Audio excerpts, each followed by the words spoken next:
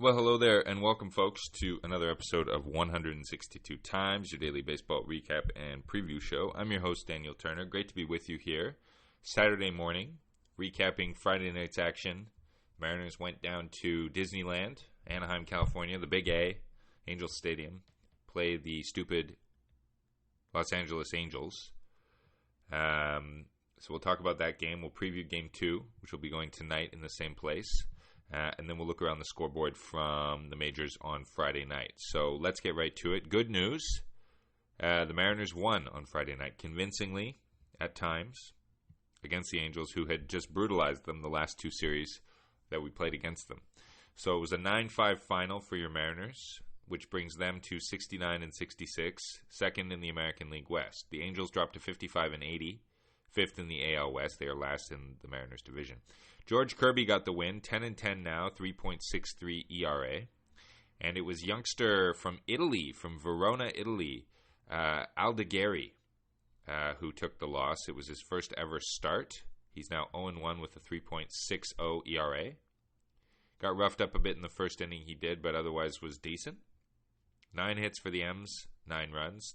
7 hits for the Angels, 5 runs, and 2 errors, which were crucial. At least the first one was. So, in terms of your pitching lines, Samuel Aldegheri, 22-year-old from Verona, as I said.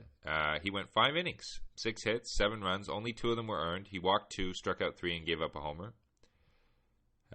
He used 79 pitches to accomplish that. George Kirby, on the other hand, went 5 2/3, 5 hits, 5 runs, 5 earned runs, 1 walk, 2 Ks, and 3 homers given up. He has not been as solid as usual lately, but he got enough to get the job done. George went 82 pitches. Out of the bullpen, it was Chargois, or Chagua, as they call him on the broadcast. A third of an inning, 1 hit. Then it was Austin Voth, 1 inning. Trent Thornton, an inning, a hit and a strikeout. And then Troy Taylor, who's been really good, an inning and 1 strikeout. So 4 Ks for Mariners pitching on the night. 7 Ks for Angels pitching, and that came courtesy of Aldegheri, but also Medeiros, Strickland, Miller, and Zephyrian. So the Mariners did a good thing. They had more than 2 hits, and they struck out less than 10 times, and they managed to win the game. So that was good.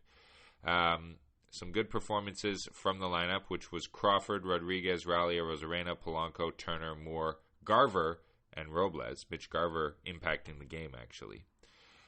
So top of 1, Jorge Polanco reached on a fielding error by Zach Neto. Julio scored, Randy Rosarena scored. So the M's had runners on third and second with 2 outs, and then Polanco screamed a liner that Zach Neto, the shortstop, should have caught. It went off his glove, rolled into the outfield, allowed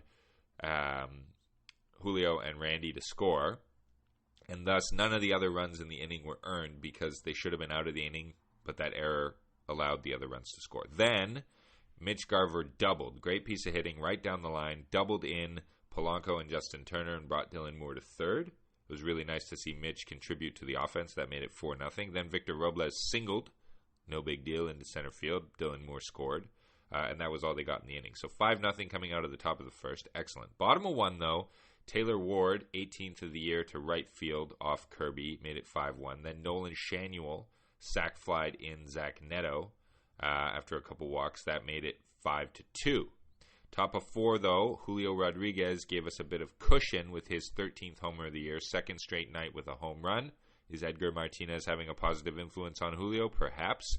It was right off his hands, and he drove it 400 feet to center field with Crawford on base, which made it a 7-2 scoreline. Mickey Moniak blasted the first pitch he saw in the bottom of the 5th to make it a 7-3 game, and then Brandon Drury went back-to-back, making it 7-4. I was a little nervous at this point. Bottom of 6, Brandon Drury singled in Nolan Shanuel, so it made it 7-5.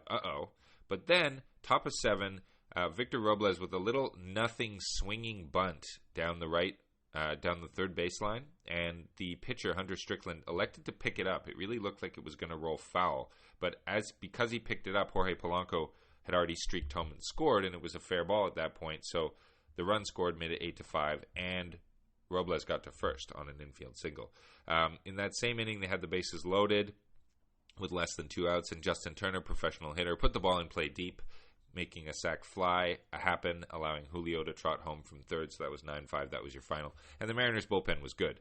They only gave up 2 hits over the course of 3 1/3 innings. So that was really good. All right.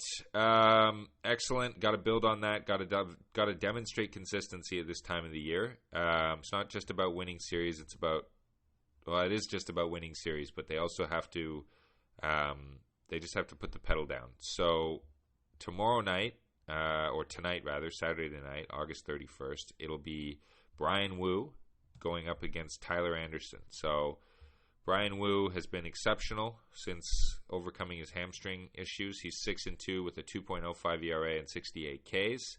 Tyler Anderson's probably the Angels' most consistent pitcher. He's 10-12 this year with a 3.41 ERA and 122 Ks. Slow pitching lefty. The Mariners do not hit him very well.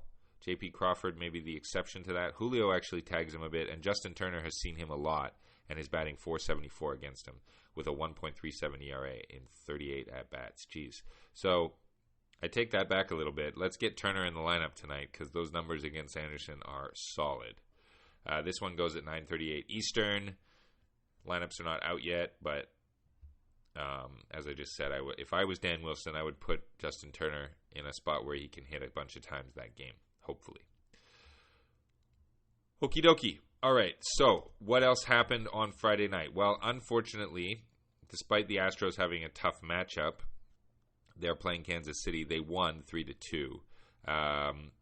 Kansas City tied it up in the 9th with a 2-run homer, and then Altuve doubled in a run to win the game in the bottom of the 9th.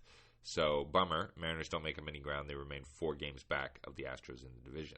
That being said, elsewhere in the league, the Red Sox beat the Tigers 7-5. The Braves beat the Phillies 7-2. The Cubs beat the Nationals 7-6. The Padres beat the Rays 13-5. The Yanks beat the Cardinals 6-3. The Guardians beat the Pirates 10-8. The Athletics beat the Rangers 9-2. Rangers are fully out of it at this point, 9 games under 500. The Twins beat the Blue Jays 2-0. The Mets beat the White Sox 7-1. The Orioles beat the Rockies 4-3. The Dodgers beat the Diamondbacks in a great game 10-9. That could be a possible NLCS. That should probably be a playoff matchup at some point. Those two teams are really cooking right now.